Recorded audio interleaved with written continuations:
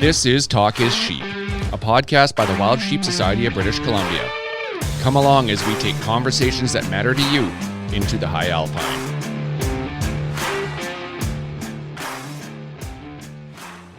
Mr. Hamilton, good day from balmy, sunny Victoria.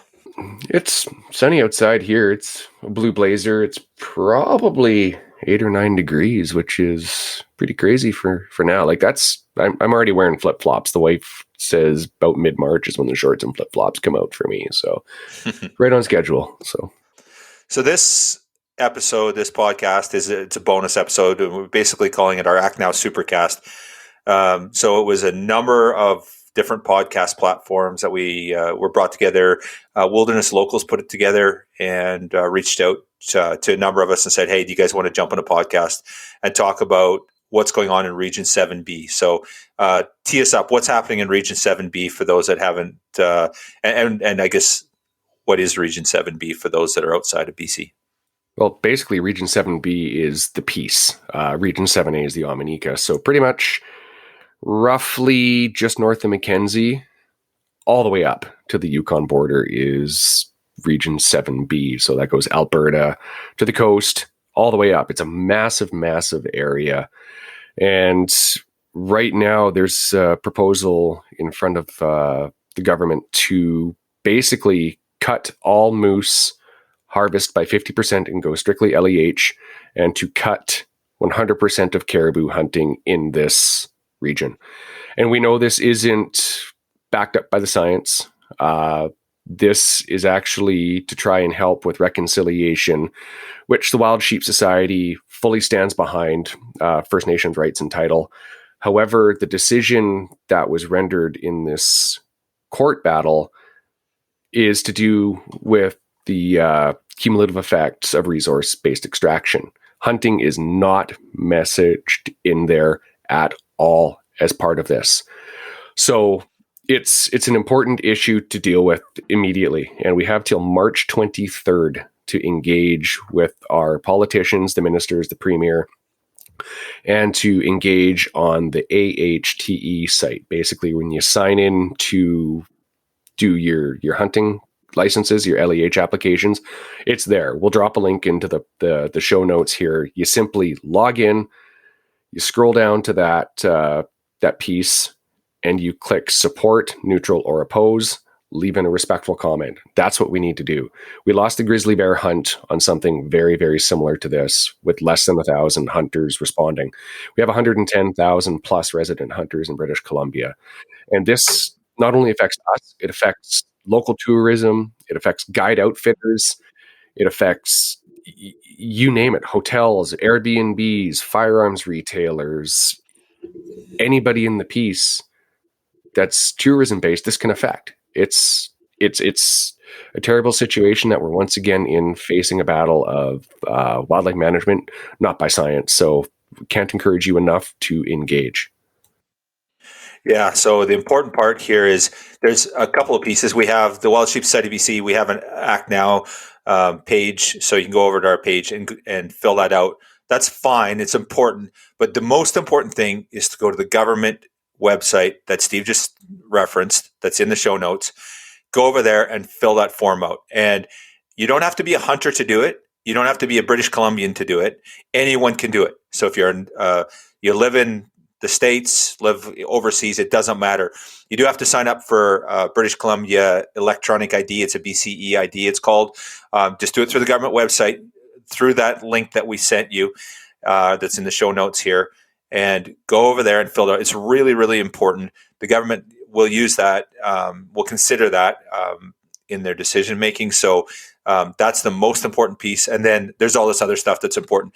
Go to Act Now on our website, fill that form out. That literally will take you all of 30 seconds. It's super easy. Yeah. But that's the easy out, and it's not the most important thing. Again, just to reiterate, the most important thing is going to the government website and filling that out. And then this is kind of an add-on.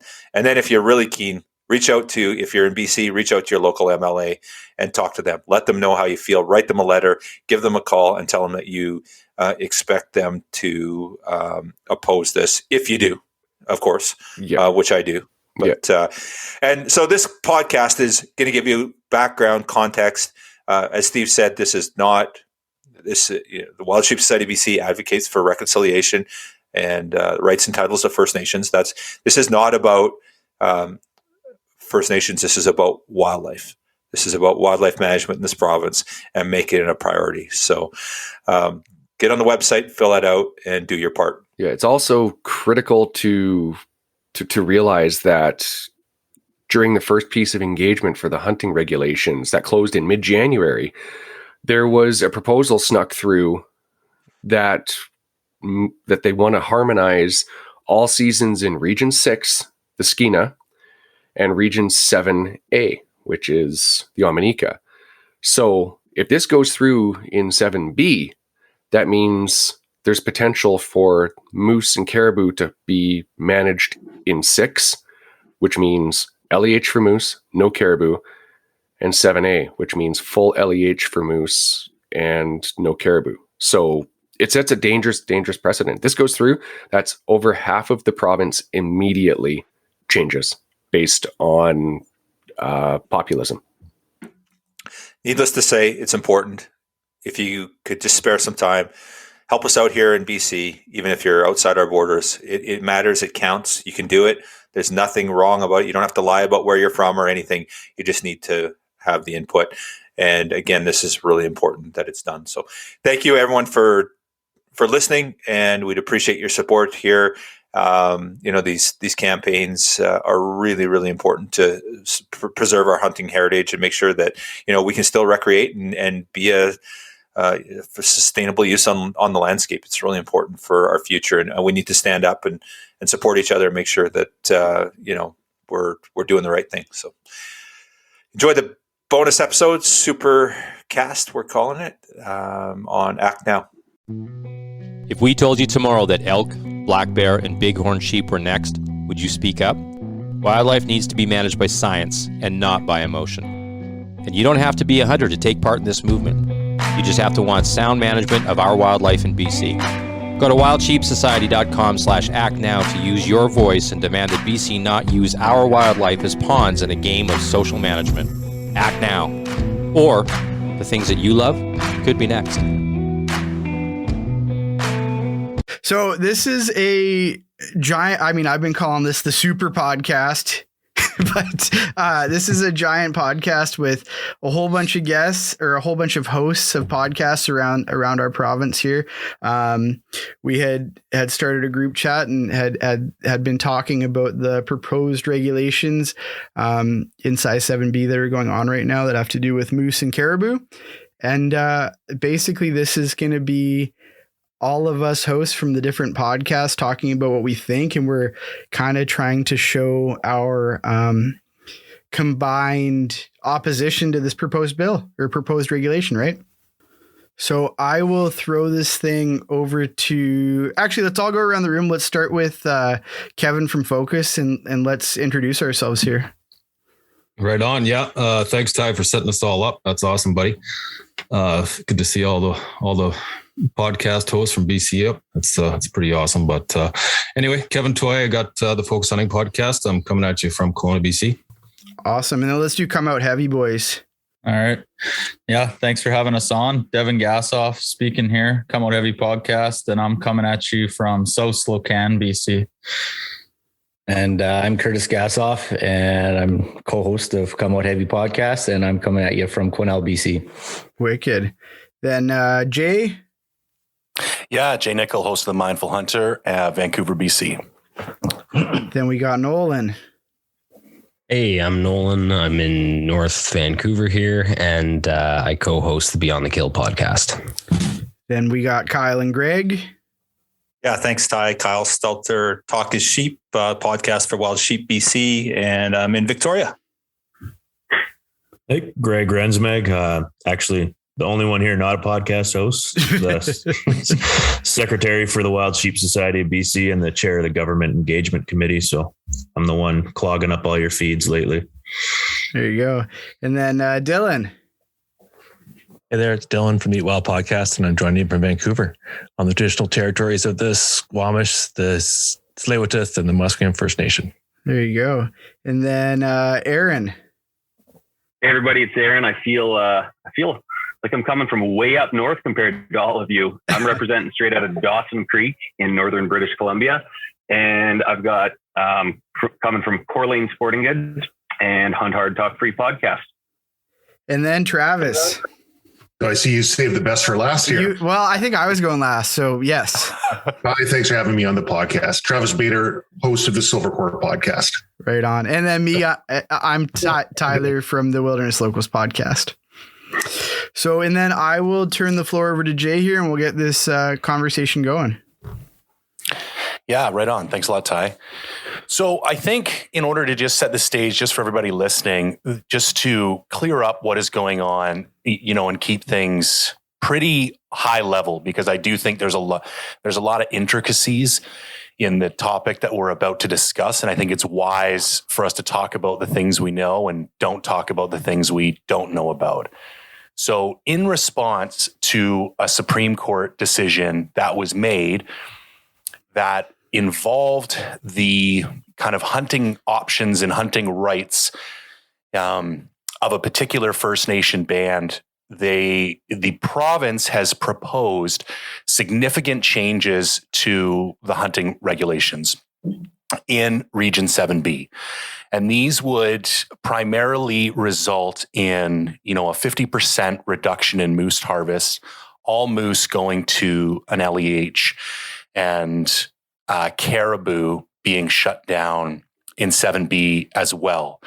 And I think something else that's worth noting that some people know about and some people don't know about is there was another harmonization, I guess, regulatory change proposed back in January that the province basically wanted the ability to harmonize harvest regulations between 7B, 7A, and 6, because there's such similar hunting opportunities across those three regions that if they make significant changes to one of the regions, it could adversely impact pressure in another region. Essentially, if you close caribou in one place, all the dudes who were going for caribou in that place are now going to go to the other place. And if you keep it general open season, you're going to wind up with a whole bunch of folks in one place where they didn't used to be.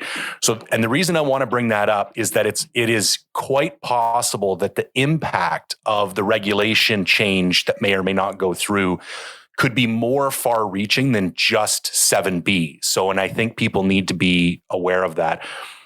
The other thing before I pass this off that I think is important to know is that some people are under the misguided notion that these regulatory changes happen by some kind of referendum or vote. Like what I've heard from a lot of people, especially people across the border, is like, oh yeah, you guys lost that grizzly thing due to a vote.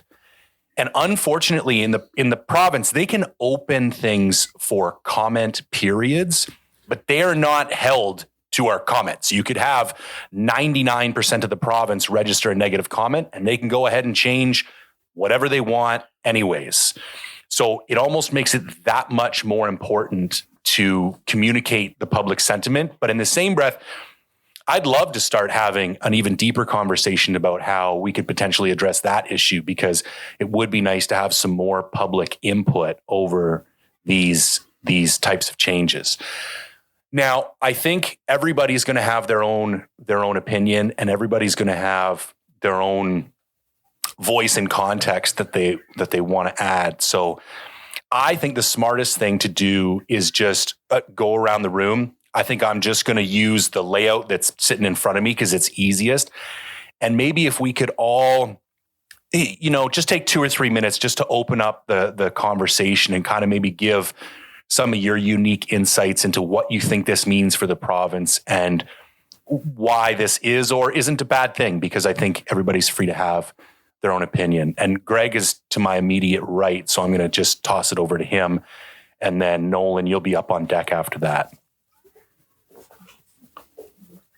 Yeah, just touch on what you said, Jay. It's a scary precedence for the North. If you remove caribou hunting, all the caribou hunters are going to move over to Region 6. If you limit the moose hunting, they're going to go to where it's open. And I think that's the biggest worry to me. And then when everyone starts moving to those areas, that's where the regulations are going to start changing again. I think it's just going to be a snowball effect and just continue around the province. It's a scary thought to me, but that's all I really have to say on it. Yeah. Thanks, Greg. Nolan, you're up, and Devin, you'll be on deck. Yeah, I think, for me, I think it's more of a far-reaching concern than just our hunter opportunity. And I don't know, maybe this isn't the most popular view on it, but I think what's more concerning than that is sort of what our government is doing is they're showing us that there's a lack of commitment to wildlife management, and there's a lack of commitment to conservation, and there's a lack of commitment to the Indigenous communities. And so I think what we need to be focusing on is not necessarily the message that we're losing hunter opportunity, because I don't think that really resonates throughout the rest of the province or even the rest of Canada.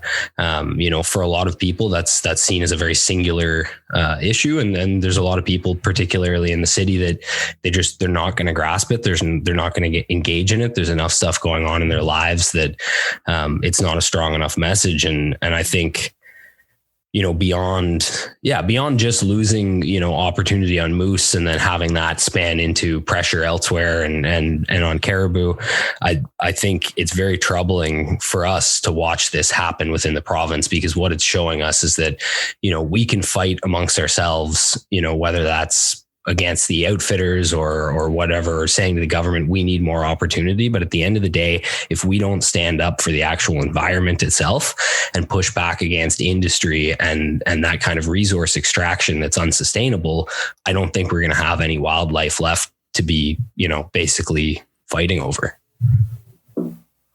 Yeah. Thanks, Nolan. Well put. I'll toss it over to you, Devin, and Kevin, you're on deck. Yeah, I mean, to kind of build on what Nolan's talking about, and it kind of goes without saying with most of us, and I think most people that are as passionate, we fight about everything. Like, we fight for all of this, right? Like all of us sitting here, there's not one of you, and there's a whole handful of other guys, like Tanner from Frontiersman's a great advocate for this. Like, we have all these things, and we always care, but we have guys that are like, well, I've never even been to Region 7. And I think that's like the number one thing that I try to drive home, because I'm down here in Region 4. I grew up in Region 5. And you got to remember that if they don't care about that, they're going to easily move into the next one. We've talked about the Region 4 LEH, the sheep. That one too is the same incidents. What else is next? Like what's going to be the next closure that we just don't see, that they're already making these deals? They already see an opportunity to do this again. And I think that's the big one that I've been trying to wrap my head around, and also just pass off as much to people who are asking and friends and what my thoughts are on it. I mean, that's kind of my broad thought on the whole process, and holding the government accountable is number one. Whether or not this decision has any science that can back it, which we're not seeing, that's just holding them really accountable for these decisions and why they're making them. I mean, that's my first thoughts on it. Yeah. Thanks, Devin. Kevin, I'll throw it to you, and Kyle, you're up next. Yeah. This issue is definitely multifaceted. And I think Nolan, he hit the nail on the head there, and so did Greg and Devin. I mean, what you touched on there, Jay, the issue of, Region 7, 7A, 7B, Region 6, all following the same path. That's just, I grew up in Region 6. I hunted Region 6. That's where I started hunting. And to think that, moose might be in jeopardy in Region 6 is something that, I don't think the guy sitting in Region 6, to follow up what Dev said there, I don't think the guys in Region 6 realize that, realize the severity of what's really going on here. So, yeah, I think, it's deep, it's multifaceted, and, it's you could sit here and say, oh, it's it's getting taken away from hunters. It's when other people can have the same rights. But I mean, it's by design by the government. I mean, the government's the one that's not putting the resources into wildlife management. They're not doing their homework. And I think if we're not careful here, it's really going to affect us all. Yeah, thanks, Kevin. All right, Kyle and Dylan, you're on deck. Thanks, Jay. The thing that really gets me fired up about this is, when is the government going to make wildlife a priority? And I just feel that time and time again, we're seeing wildlife as a bargaining chip for a number of issues and this is a classic example, and we'll dive into that a little later, I think, on why this is happening.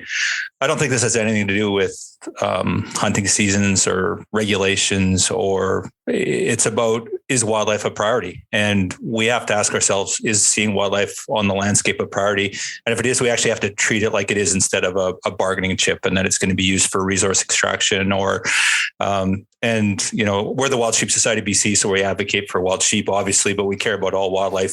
And this is a moose issue. This is a caribou issue. But last week it was a bighorn issue in Region 4. And where's it going to be next week? So, that's my big concern is when does wildlife matter? And when are we going to start focusing on the root cause of diminishing wildlife populations and start focusing on that, instead of just saying, you can't hunt there, you can't do this or can't do that. So that's my craw. Thanks, Kyle. Okay, Dylan, you're up, and Aaron, you're on deck.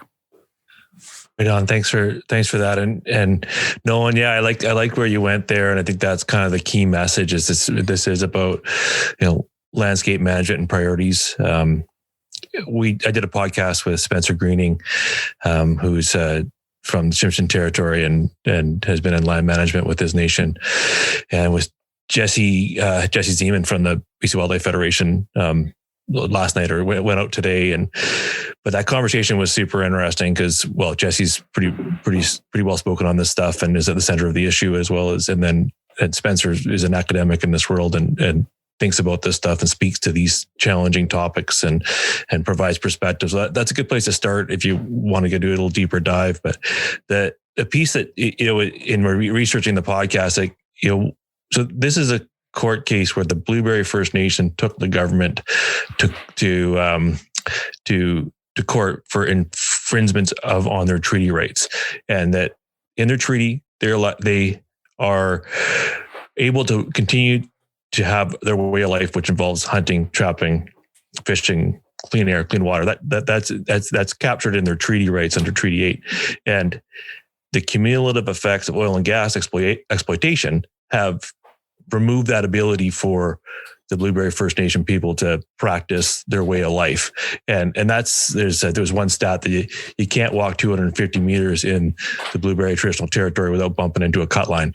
So that the impacts are significant. And now what that means to me is that, as a hunter and someone whose way of life relies on wildlife and healthy ecosystems, that our way of life is threatened by the resource extraction and the cumulative effects of resource extraction. In this case, the Blueberry First Nation were able to take the government to court for the infringement on their way of life and the loss of way of life. The challenge for us and the frustration for all of us, and this was what Jesse spoke to in the podcast, is it said that as resident hunters, we don't have the ability to take the government to court for infringement on our values of fish and wildlife values being taken away.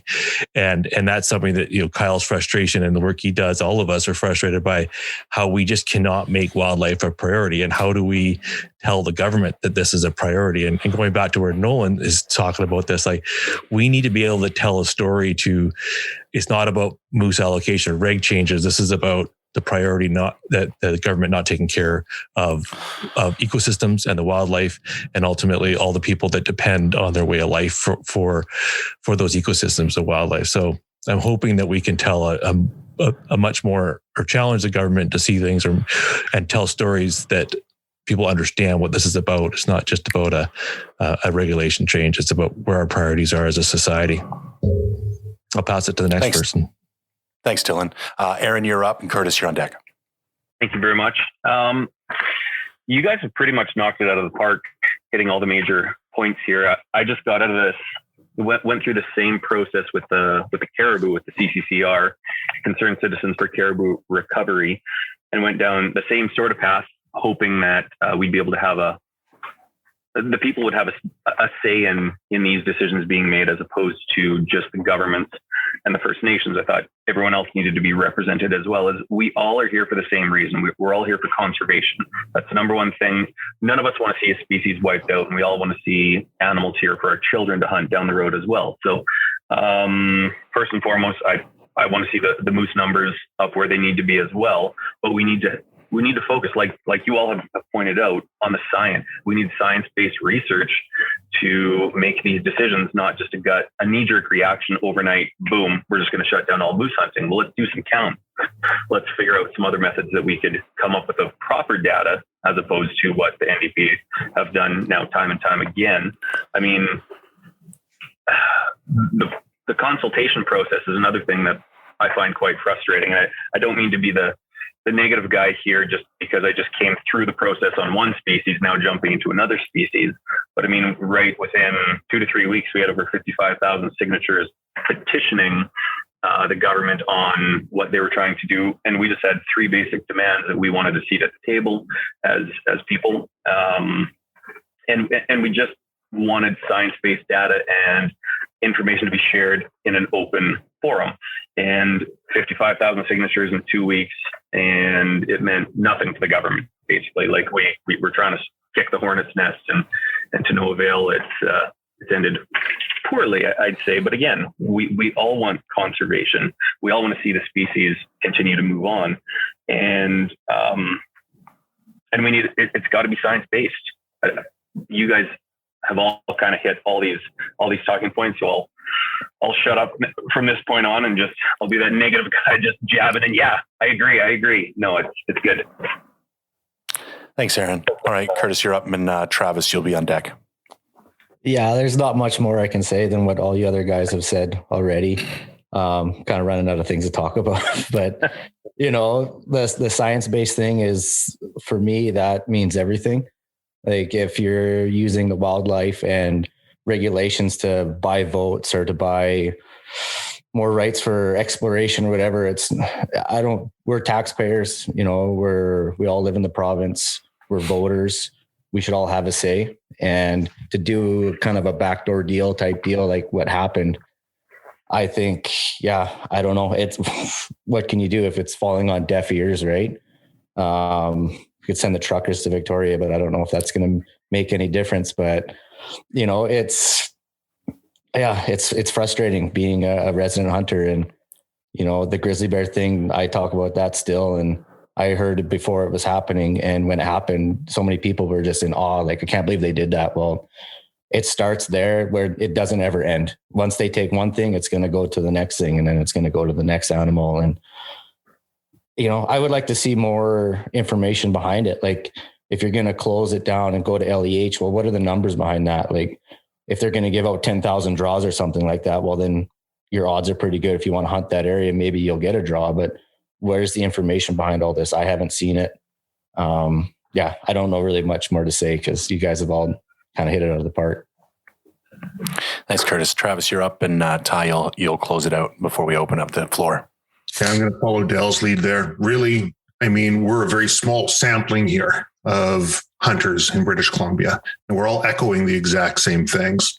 Like Devin says, hold the government accountable for what's happening here. It's a very important thing. And I think that's where most of the hunters within the province are leaning towards. I mean, when Dylan's talking about the treaty rights, essentially the lawsuit that came through says, the treaty rights to practice their lifestyle will not be forcibly infringed upon. And it wasn't one or two different resource extraction events that are causing the infringement upon the Indigenous rights, but it's a cumulative effect of all of these. And they recognize this in the courts.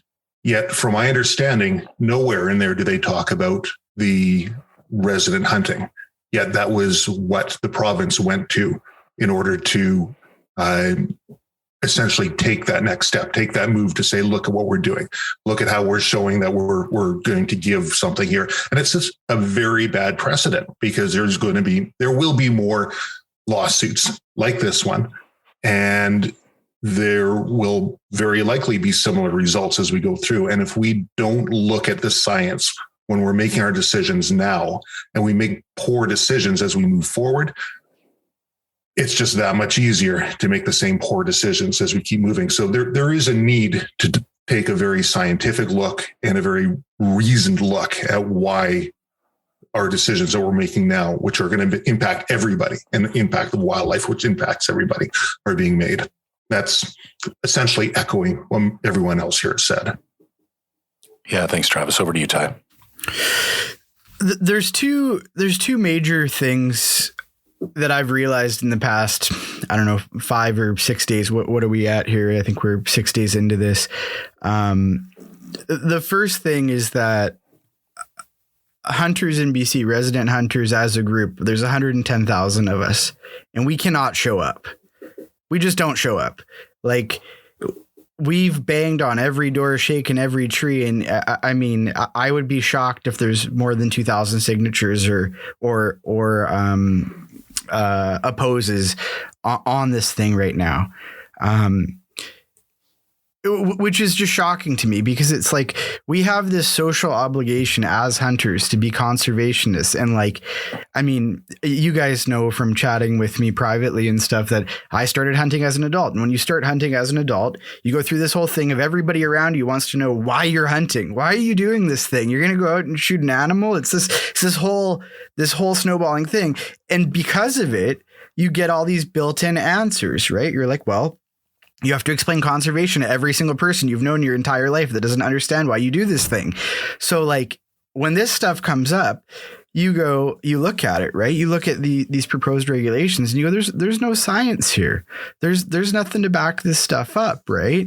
And as a guy that started hunting later in life, and having to learn all this stuff secondhand, you just kind of look at it. You look at it so dumbfounded, and you're like, how come everybody's not running around with their hair on fire? Like, it's just insane to me that people aren't screaming from the rooftops outside of our small niches, of Wild Sheep Society and BC Wildlife Foundation, and SCI entered the chat today, right? Like it blows my mind. So that's one of my big takeaways from this thing, is that the call to action is here, and we need people to get fired up about it and get to work and it's not that much work. It takes 2 minutes to sign this thing, but also be active and talk to people about it. And then the other component of it is the science side. Like Travis just pointed out, right? Like, we need to hold the government accountable for not following anything that they should be in terms of managing our wildlife. I mean, everybody covered so many great points going through this, but I could go on a rant about how frustrating this whole thing is, watching it as an average dude inside of hunting, seeing nobody jump in, right? Ty, and I think I heard a lot of guys say we need to hold the government accountable, and you kind of mentioned there's 110,000 hunters in BC. And, why they're not screaming from the rooftops. I think it's that lack of response and communication you get from our government back to us that deters a lot of people. Do you know what I mean? Like, how do we hold the government accountable? Like, how do we? I don't know. Do you know what I mean? Like, what's the step? A lot of people don't know the steps to take to do that. Mm-hmm. Dylan, you wanted to jump in here? Oh yeah, Dylan. Yeah, well, on that note, exactly. And I do work for government, and I spend a great deal part of my day writing in response to letters that come in around people's park management issues. And it's kind of incredible. There is a way of communicating with government, and that's to write letters to the minister to say, hey, this is important to me. This is why. And we have a responsibility as public servants and the minister to respond to those letters. We also have, all of us can book time with our MLAs and help tell the story of why wildlife's important to us and our way of life, and how it contributes to, our way of life, but the economy and conservation and all of these important stories. But that's what's hard to do. And that's the part that it's shocking, is that like, we don't take the opportunity. 110,000 hunters, that's a strong voice that has a significant influence over the elections. And it's enough to really, to drive an agenda at a political level. If we're taking those grassroots steps to write letters, influence our politicians, and meet with them, it's remarkable how much influence that has politically. And most of us are either don't know the steps, as Focus Podcast suggested there, and I think that's true. And it's also intimidating, but it's something that Jesse Zeman speaks really well to. He's like, these are just normal people, these politicians, and they're just trying to help, most of them. And they just don't know what, and they will follow the best story that, makes sense to them. And we can help them tell a good story and influence them. And I think that's quite possible. And they're just normal people trying to do a good job, and it's a hard job. So I don't know. I think it's just encourage you all to do that. And that's the main message I wanted to share with this group. And if it gets out a little farther, like, go talk to your MLAs and write letters. And it's a lot more influential than clicking on a button, because the button is a stat, and we all know that we're all going to click on the button and it's going to say, maybe 20,000 people or whatever. But the forcing them to write a letter back to you, that's going to influence them a lot more. Just want to touch on what you said there, Dylan. Messaging the MLAs. I know when the Act Now went out, I sent letters to probably 30 MLAs, not even my own, just all across the province. And I got 2 responses back. One was local here, and one was, was it Mike Morris? I think he's up Terrace Way or something like that. But I was sending them out to every single one of them. And, it's either in the junk mail or they just deleted it. I don't know, but. Yeah, and you see it. Well, you got to write. Go ahead, Dale. No, I mean, there's a responsibility for government to write back to you, and if they don't write back to you, write again, and they're responsible. They have to. It's part of the democratic process, right? So, I encourage you to. I mean, and even 2 responses, that was influence, right? And those folks are doing their best to try anyways. But I have more of it's kind of a question and maybe a thought. And Dylan, you might have insight here. I mean, Kyle or Greg might be a good lead in here too. And we can do it. So say we get 100,000 hunters on board, and it does it, and it sways somebody. At what point, BC is proud, besides just our hunting and that kind of wildlife, BC has it on our license plate, beautiful for British Columbia, our tourism, all this shit, everything that we stand for in BC. We're proud of our wildlife and our wild lands and our wild places. And you know what? I think it's Katrine Conroy right now. She's our wildlife minister or whatever she is. At what point do we need another position that actually, and maybe this is that stewardship or that committee, but when there's an actual member that this is what they do, this is the full-time job, the funding's finally there, and someone takes care of this as a full-time job and not a secondhand job. Is there any insight to that, or is there any answers to those types of questions? Would that be more like a lobbyist?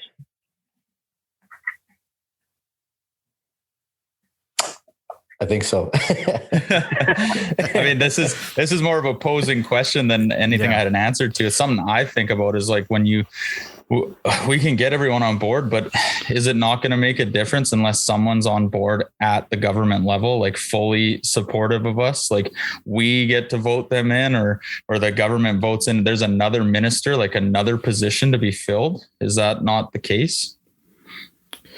Let's throw it to Kyle here. Yeah, thanks, Ty. Actually, ironically, Dev, they just changed ministries, literally. In fact, they're in theory not active until I think April 1st. But if you actually look, they've changed titles. So Katrine Conroy is the Ministry of Flynn Rowe right now. But effective April 1st, she changes to exclusively forestry. So there's a new ministry that's dedicated to forestry. And there was a big restructure. It was pretty significant. It was quite a long process. And the new process is even more confusing. And I've talked to a lot of people in government. I sit on the Provincial Hunting and Trapping Advisory Team through the Wild Sheep Society BC. And the new structure is not it didn't give me a lot of confidence going forward. I'll say that the new ministry and the way it's structured is complicated, and maybe it's going to work out fine. I can't say right now, but the interesting thing is when you've seen the sort of the flow chart of things, I had a hard time of actually finding the word wildlife in there. I could find forestry, I could find natural resources, I could find reconciliation, all important stuff. But the word wildlife was buried so deep in it. And that, again, gave me more cause for concern. So, yeah, it would be nice if there was a Ministry of Wildlife. That would be really, really encouraging. There just isn't right now. And they just restructured, so it's not coming anytime soon. So, yeah, good point. And I think that, again, this comes to my point earlier and was brought up earlier, is wildlife has to be a priority in this province. And I just don't see that is the case, certainly for this current government, really. Thanks for that, Kyle. I don't want to take this thing off the rails, but the one thing that's really become clear to me, specifically over the last 2 years and then really over the last 6 months, is there's a lot of areas as a Canadian where I thought we had a certain amount of power and a certain amount of input about how things were done and carried out in our country. And it turns out we don't. I don't have nearly as much power over my own country as I thought I did. And there's a lot of different areas where individuals can just make decisions and life changes and there's nothing you can do about it. And we kind of have this illusion of democracy in a lot of ways. And I do think there's a strong need for there to be a common voice. And it was funny. I think it was Kevin asked the question, is that a lobbyist? And I don't want to use the States as an example all the time. Like I do a lot of hunting down there and I don't want to beat a dead horse. But the reason they have so much power down there is that they've got money and people have decided to use their money to make their voices be heard and get political control over the things that matter to them. And one of the things I'm seeing out of this, and there are great organizations in British Columbia, but they're all focused, Wild Sheep Society is sitting in here. We got Rocky Mountain Goat Alliance. We have some other really great, the Backcountry Hunters. There's a lot of really great, but they all have their own individual mandates. Maybe it's time for a general hunting rights, lobbyist group or not-for-profit that could be a more common voice and have a more direct line, because I do think this is the first of many potential issues that are going to, take place that we don't have as much input on as we'd like. I think Kyle had his hand raised. Sorry, that was left over from before. Oh, no worries. Anyways, that's just my 2 cents. I used to be kind of happy just sitting in my corner doing my thing and I could just, live my happy little life. And then over the last little while, I realized, I'm in my 40s now and it's probably time, I need to get off my ass and do more about the things that actually happen in my community, because sitting around and waiting for everybody else to make things be the way I think they should be, or the way that people who are like me think they should be, it just doesn't seem to be happening. So I think that. Sorry, go ahead. No, you go ahead. Go ahead, Chris. Oh, I was just gonna say that, like what Jay was saying there. I think you need that spearhead, right? Everyone kind of unify underneath one banner. I don't know how that all sorts out between all the different Wild Sheep Society and Rocky Mountain Goat and all the other societies there is out there. I know there's lots. But I do think that is something that we need in BC. And I think you need a front man. You need a face of the organization that kind of blankets over top of all the other organizations. And you're going to have to draw funds because you're going to have to pay somebody to be in there like a lobbyist to get in there and advocate for us. I think we do kind of have that in BC through the BCWF, or at least that's the intent of them. But I sometimes feel like because they're so broad, that it's maybe harder for them to make changes in the same way. Like, not to just plug the Sheep Society because Kyle's here, but I think one of the strongest things about the Sheep Society and why it's been able to do so many things within the province and put so much money back on the ground is because of that singular focus, right?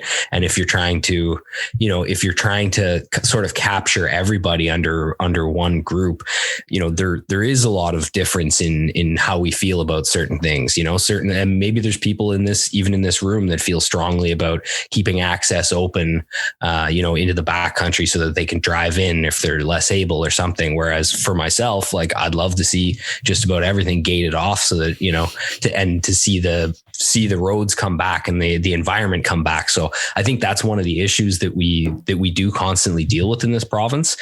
And one thing that I wonder too is when we're talking about having accountability for the government is maybe trying to create some kind of a unified understanding of what that even is, because if we can say all we want, hey, the government needs to be accountable, but can any one of us say, well, we actually know what accountability is? Or can that 110,000 of us say as a group, this is what accountability is, and this is when we will know we've reached that? Because if we don't have that, I think we're just always in this battle, right? This cycle of, and I'm fairly new to the province. I've been here for less than a decade, but it seems like it's this constant cycle, right? And we're always just coming off a punch to the nose and then trying to swing, as opposed to looking at it and trying to be really proactive and say like, okay, what are we not doing right now that can change things? Because for me, and this is really something that I came out of this podcast that Dylan did and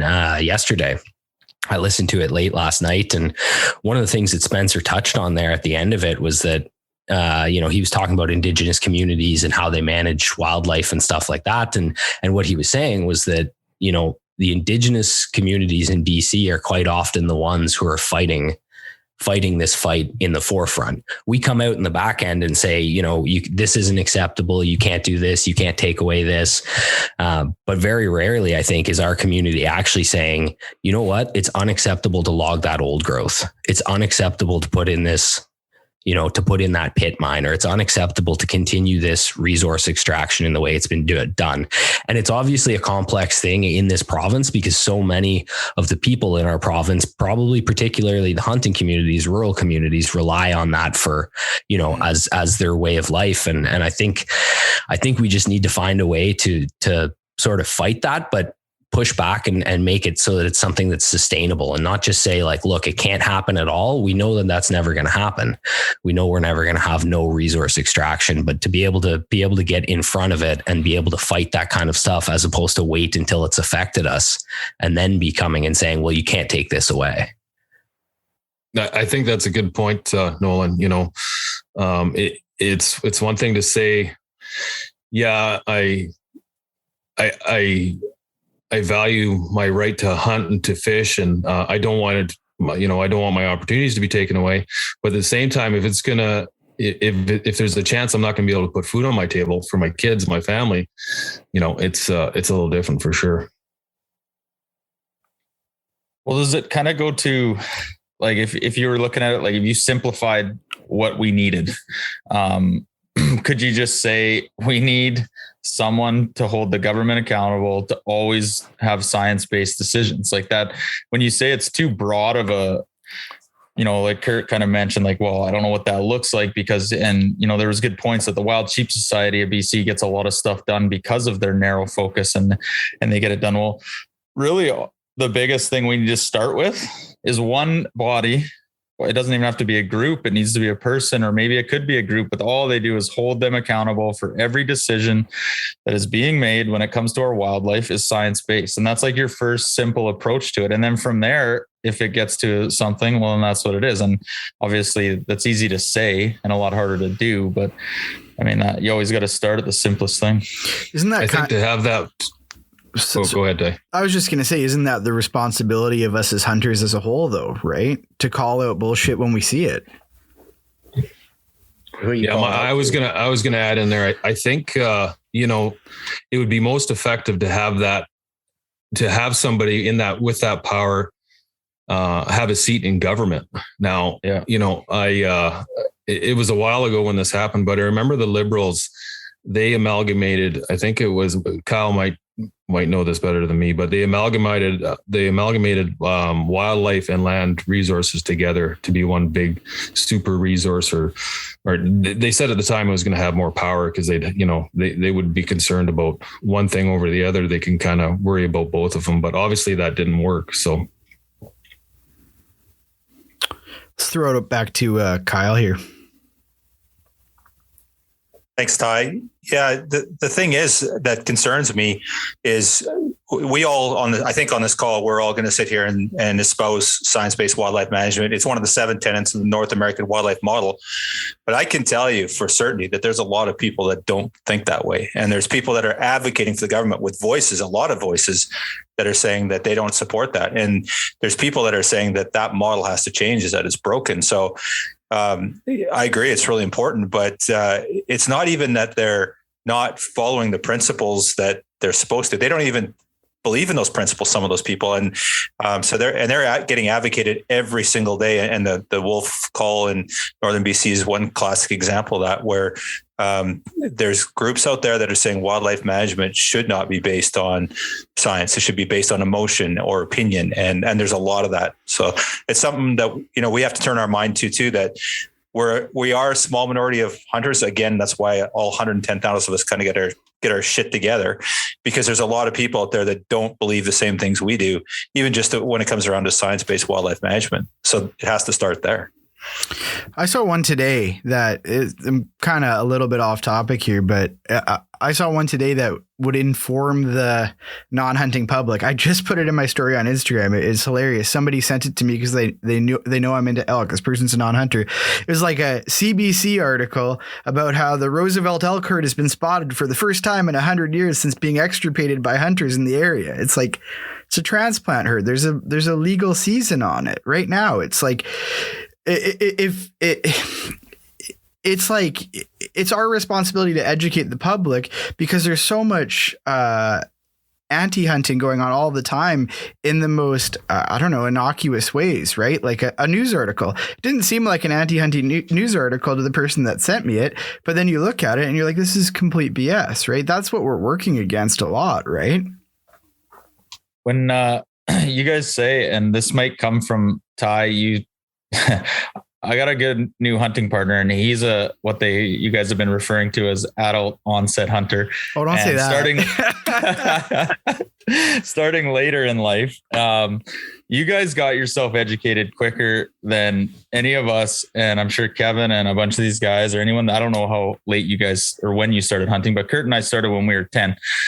Or even earlier, shooting grouse. And you guys got yourself educated quicker, and I would actually say better than most of us traditional, grow up hunting in BC type guys. And what I mean by that is, you just said it's our job to educate the general public on why hunting's valuable and what we do as hunters and conservationists. That has never been taught to us. And it probably should be, is what I'm kind of saying, is like, there is a ton of hunters in this province that have no idea what that means.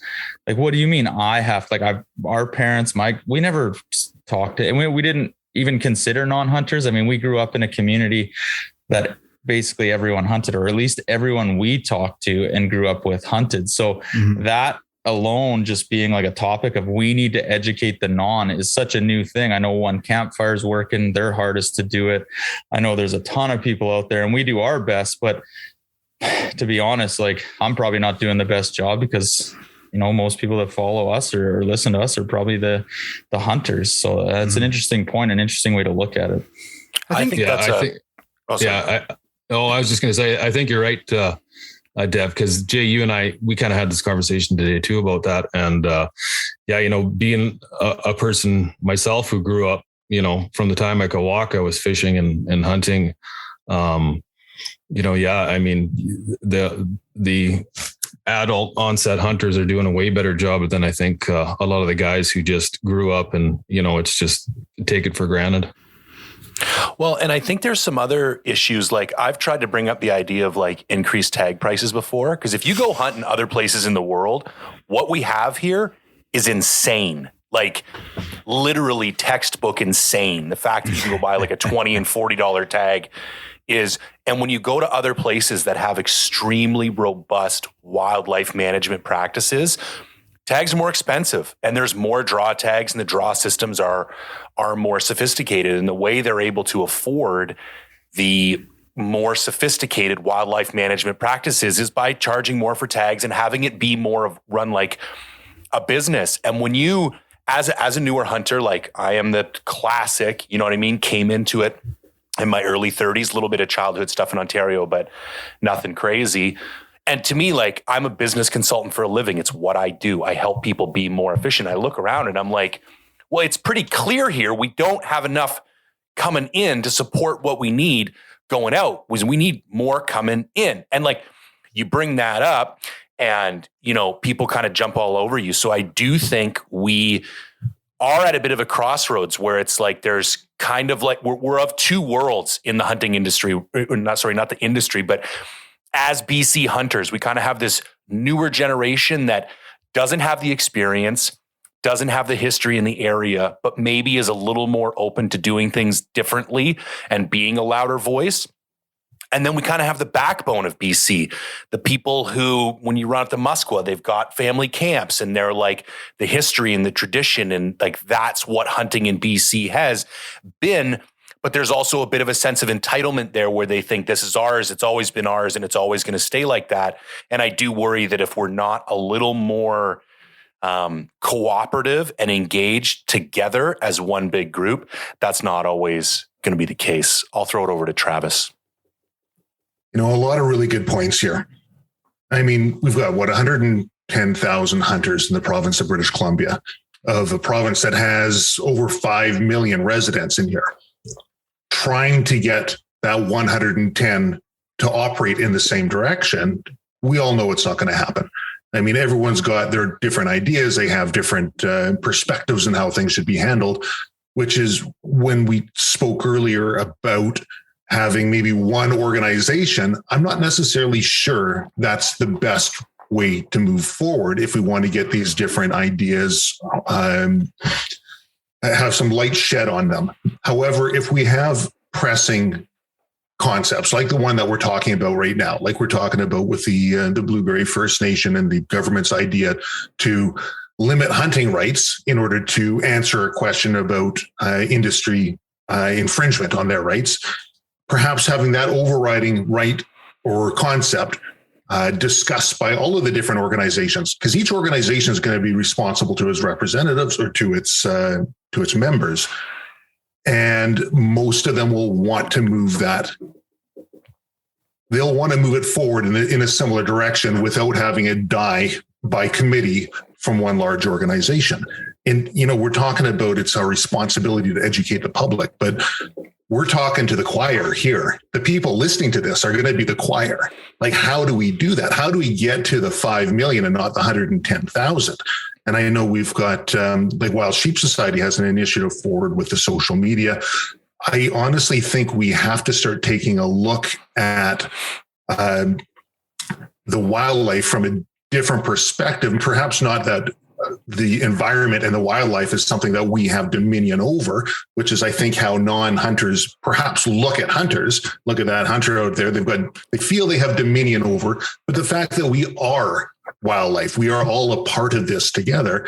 And if we can get that message out, if we don't properly manage our resources and we don't properly manage our wildlife, and we say science-based, I mean, what I think was Disraeli, they said there's liars, damn liars, and statisticians.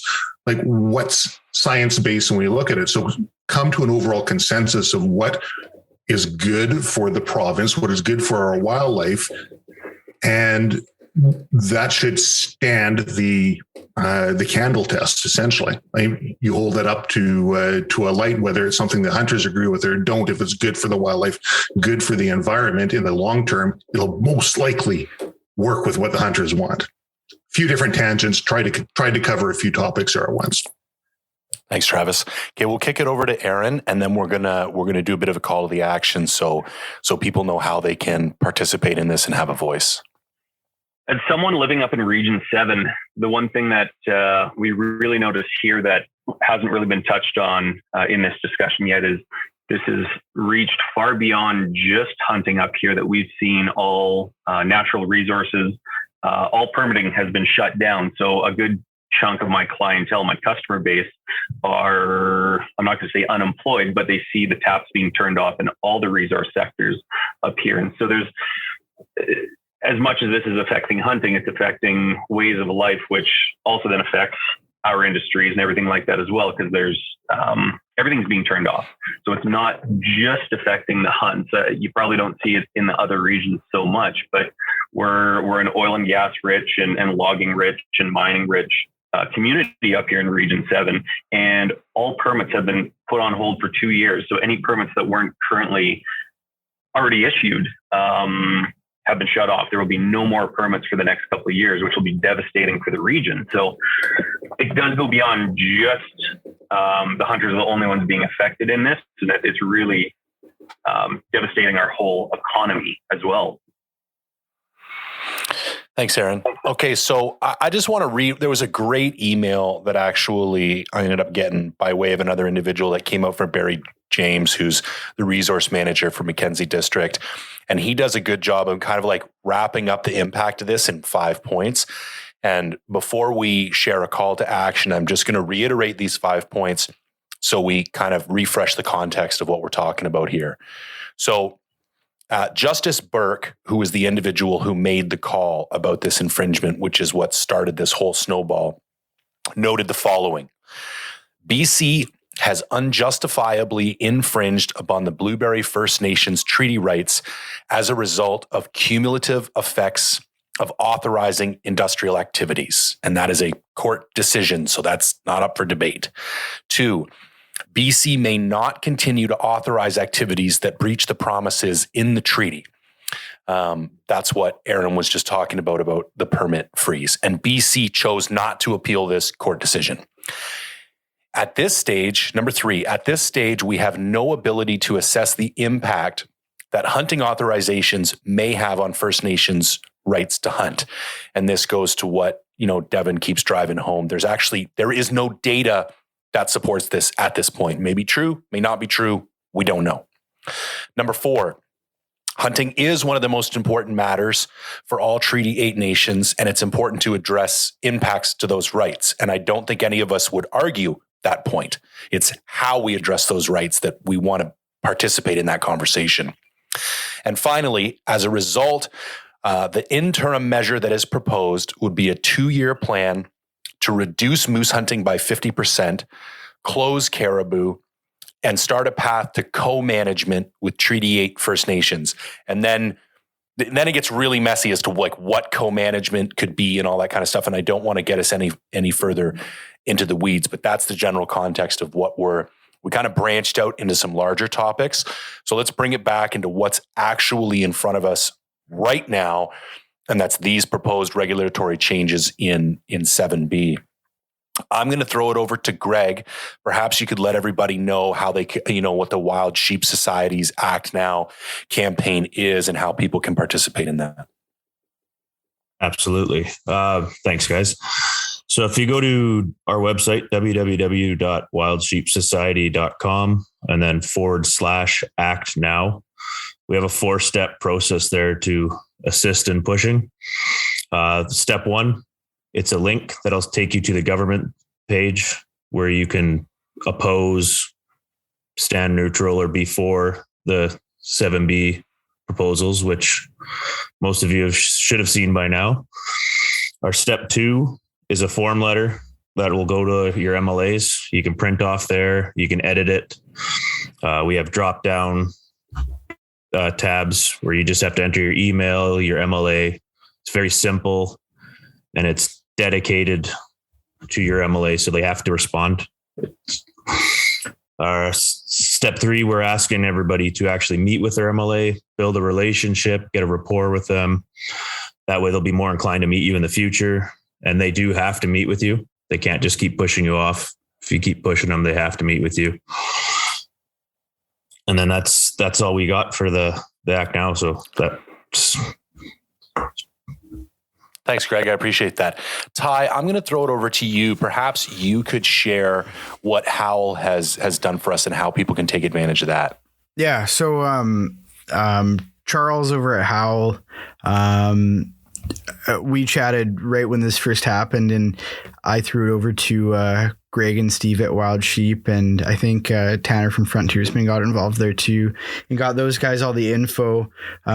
What Howl does is they basically automate the MLA kind of emailing process, and they basically have this set up now. So there's a form that they have here that you fill out. It's just your first name, last name, email. There's a pre-done letter in here. It's a great letter. And what it does is it actually emails all 86 voting MLAs in the province in one shot. In the last 24 hours, 1,794 emails have gone out. So, I mean, whatever that is times 86, that's a lot of emails. I think our MLAs are just hammered with emails after doing that. So kind of, I think that the next action, I don't know if you want to talk about it, Jay, is actually logging on to the government website and opposing the proposed regulation. Yeah, I will hit that up. So the URL is hyper convoluted, so I'm not even going to give it. We'll put it in the show notes, actually. I think all of us should, right? 100%. And I was just going to note that. But essentially, it's the angling, hunting, and trapping engagement website. So also, if you just Google that, you will get to it. And what I've been doing is if you just literally Google 7B moose caribou, it's the first thing that comes up on Google. And essentially that is the website where they post potential regulatory changes. And then you have the opportunity to interact directly. You can comment on it. You can support it. You can oppose it. You log into this with your BCE ID, which if you're a hunter, you've already got, no problem.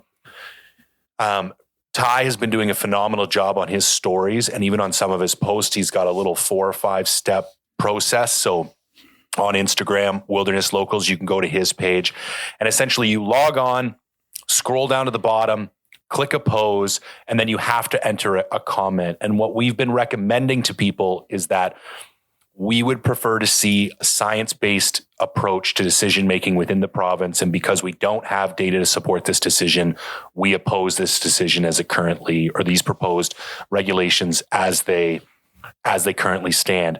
And the last point I would like to make on this is that you do not have to be a resident or a hunter in order to do this. I've made my child a BC ID. I've made my wife a BC ID.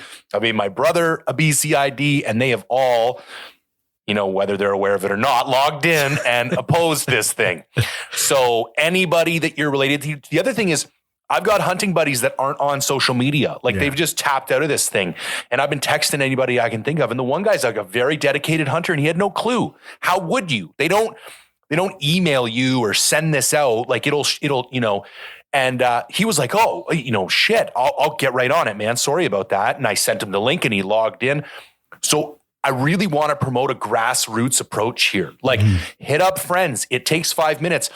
I've got people who follow me in Pennsylvania, and they're sending me messages like, you mean I can go do this right now? I'm like, yeah, man, just go make it. Absolutely. And they take the 5 minutes and they do it because they want to participate and they want to help out. So that's, the really great thing I think that One Campfire does, and I don't think it gets enough love for it, is that we are a minuscule percentage of the population as hunters. And although the recruitment drive is good, we will never recruit enough hunters in order to be a significant element of the population. But what we can do is get the fence sitters, the people who are non-hunters, but still respect and appreciate our way of life, to help us and to be our allies in this. And I think that is a much more likely path to becoming that large segment of a population that has a voice that's loud enough to actually have an impact. So that would be my last call to action, is reach out to your friends and family, ask them to take 5 or 10 minutes out of this day, because we could literally double or triple our impact without having a single new hunter come to the table, just by asking the people who care for us and support us to participate in this struggle with us. Kyle, I'm going to put you in the hot seat, okay? You bet, buddy. Out of all those call to actions, what's the most meaningful? What's the most powerful? It's a trick question. Yeah, I'm not following you. What are you looking for? It's all of them. Do all of them. Oh, yeah. Okay, sorry. Yeah, of course. For sure. But in all seriousness, in your experience, what have you seen make the biggest impact? I think that the key here is, we just got to get our shit together as if we all care about wildlife. I don't think there's anyone out there, and there's 110,000 hunters out there. We all care, and we just kind of get on the same page, and we got to start speaking the same language, and we got to do a better job of engaging everyone. And I think that that's the strength of this group here, right? We've got 10 different podcasts that have 10 different groups of people that they talk to. And I applaud you for putting this together, Ty, because we've got 10 voices saying the same thing, and we all kind of say the same thing, but we never do it at the same time. So, hopefully we can get people on board. And I think the biggest threat to us is just the apathy. There's just not enough people speaking up and standing up for what they really believe in. And that's for healthy wildlife populations in BC. Yeah, absolutely. Closing thoughts, everybody? Should we go around the room, or is everybody satisfied? No, I have a closing thought. I actually have I want to play the devil's advocate card, and just a little bit. And this might be a really good response from someone like Aaron and probably Nolan. I know, Nolan, you guided, or you still guide. I'm not sure exactly, but so a couple of comments that we've heard through friends, guides, residents of 7B, whatever. They're almost in support of it. Okay. They're not in support of how the government's handling it, but they're in support of potentially having some kind of LEH in to maybe better moose management up there.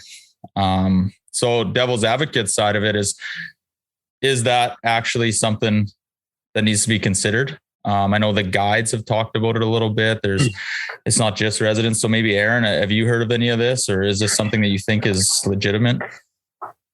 My honest opinion is LEH isn't the only method to manage these sorts of things. I mean, we could go back to something, I don't remember how many years ago it was, but like with sheep hunting, where it was, if you successfully harvested a creature, boom, you're shut down for the next 3 years or 2 years or whatever that could look like. And I mean, anyone can go out and buy a tag this year and go out and hunt moose. And if you harvest one, then I'm chasing elk next year or deer the following year.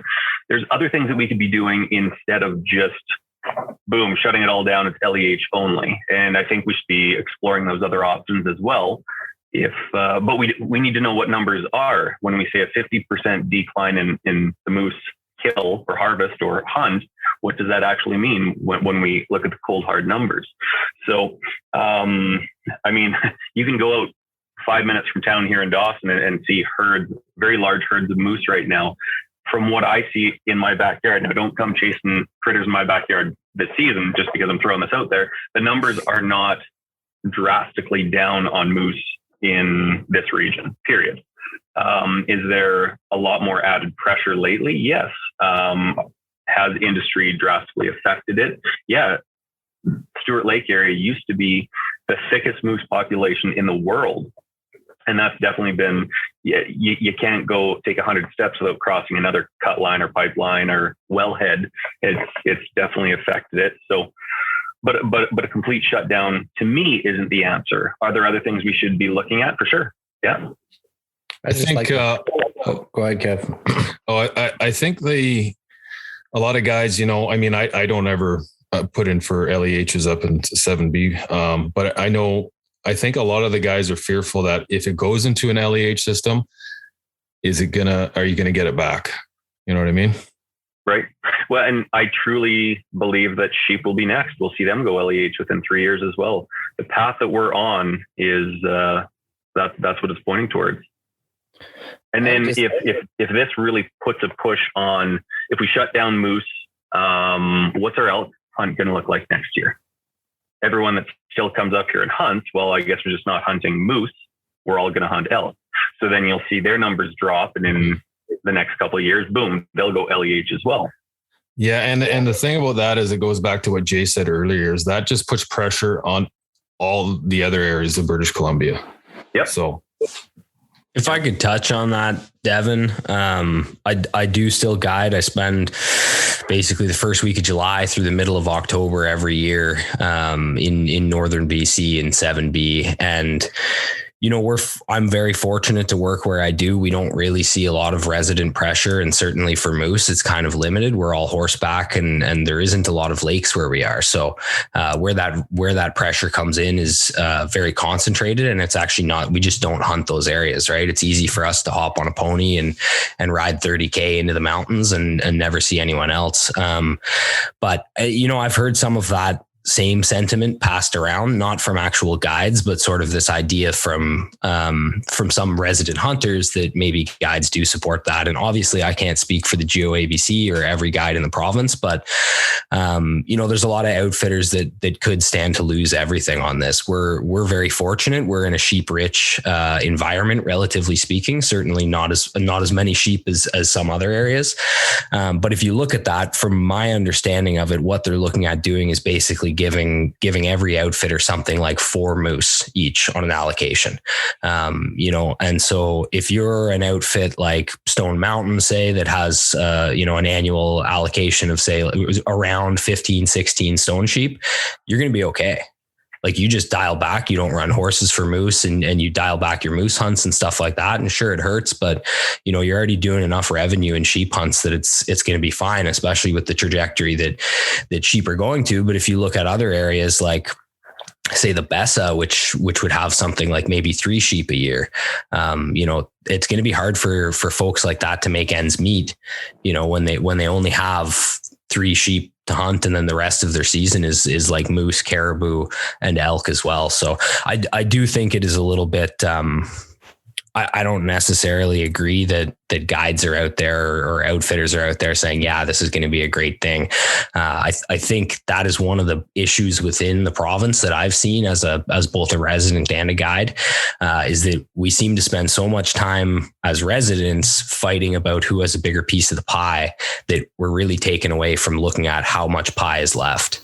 And you know, when we focus on that instead of focusing on pushing the government to manage wildlife with science and to make sure that, you know, as Kyle said and others have said here, that wildlife is actually an important thing in this province. Like, to me, that is the number one, beyond what opportunity we have. It doesn't matter how much we fight about who has more opportunity when we just continue to watch these things happen, right? And time again, we've seen that it's not about science. It's not about actually, you know, it's not that there's a moose decline and that they're restricting this, or, you know, even with the bighorn sheep in Region 4, right? Like, we need to be holding our government accountable in some way, or trying to push towards saying, like, look, putting things on LEH is not enough. There needs to be a commitment to wildlife. There needs to be a commitment to rehabilitation.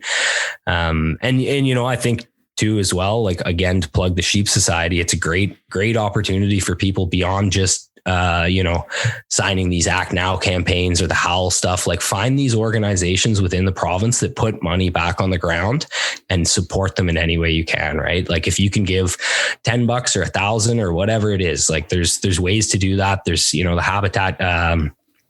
the Nature Trust Foundation, Habitat Conservation Trust Foundation, they're charitable. The Sheep Society now has a charitable branch to it. Like, if there's people looking for ways to, you know, save on tax dollars or whatever and really make a difference, I think we also need to be advocates and put our money back into this with the organizations that really do move the needle. Absolutely, Nolan. One of the things I do just want to touch on before we kind of wrap this thing up is when I talk to people outside of our hunting sphere, right? The first thing they ask me is, do we need to shut down the caribou hunt? Like, are they hurting? Do we need to cut the amount of moose tags in half? And to kind of speak a little bit to the point that you just brought up, Nolan, is like, I think a lot of us, we get so busy worrying about our piece of the pie, we don't know how much pie is left, right? So Jay and I have been sharing our obsessive compulsive notes, you know, for a week here, and I'll throw it over to Jay. He's kind of got our kind of moose and caribou stuff that we've been compiling here. I know it came up earlier in this podcast and we kind of moved away from it, but I'd like to just kind of give the audience a scope of sort of where we're at right now. If you want to let her rip, Jay. Absolutely. Thanks, Ty. Okay. So the current population estimate is 60,637. Now, a sustainable harvest for moose, yeah, for moose. And a sustainable harvest for moose would be 5 to 10% of that population. And if you had wolf control in those zones, you could go up as high as 15 to 20%. There's currently wolf control for caribou recovery in 12 different management units.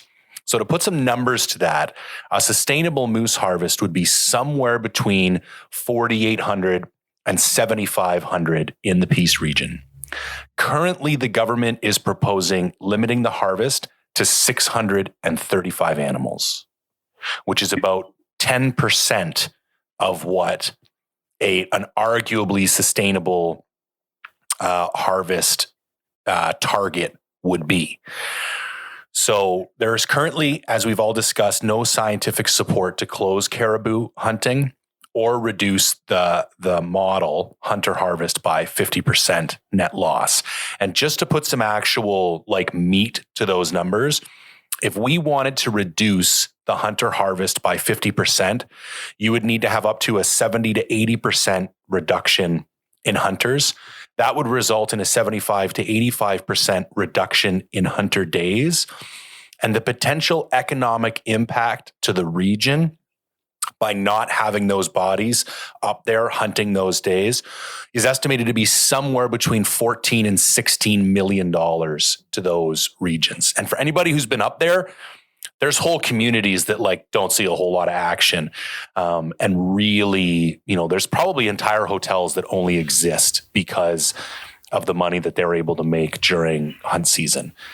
So we just wanted to put, those are numbers that we don't, that we do feel pretty comfortable sharing. And so I don't think it's a stretch that this is a pretty aggressive over response. So do we know how many animals were harvested this year or in the last season?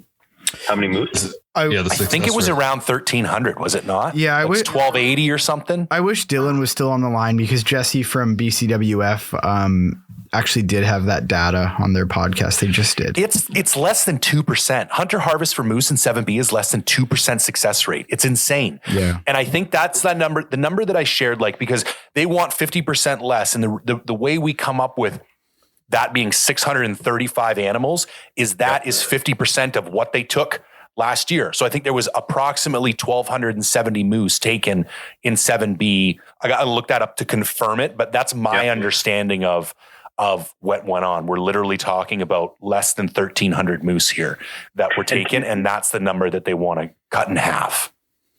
To me, that's what we really need to push out there to the masses. These are the numbers. It's come at them with cold, hard facts. This is where we're sitting. Yeah. Yeah, absolutely. So I think we've done a good job of getting everything out there. I'm probably not good to just kind of keep beating the same points. I think if anybody's got a burning desire to get something else out there, we'll kind of open the floor.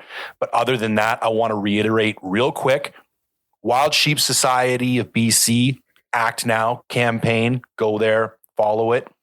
Howl for wildlife, howl.org. You can go there and hit up all 86 MLAs in a couple clicks of a mouse. And then the trapping, angling, and hunting website where you can directly register your opposition. So there's 3 different kind of courses of action. And then the 4th would be booking appointments directly with MLAs and getting friends and family support on board. So before we kill this thing, I want to thank everybody for coming online here and taking the time out of everybody's busy schedule. I know everybody has families and lives, and this is just so important to all of us. I think it was great to have everybody on board, and it's always good to chat with everybody here. So I really appreciate it, guys. Thanks for putting it together. Thank you. Thanks, guys.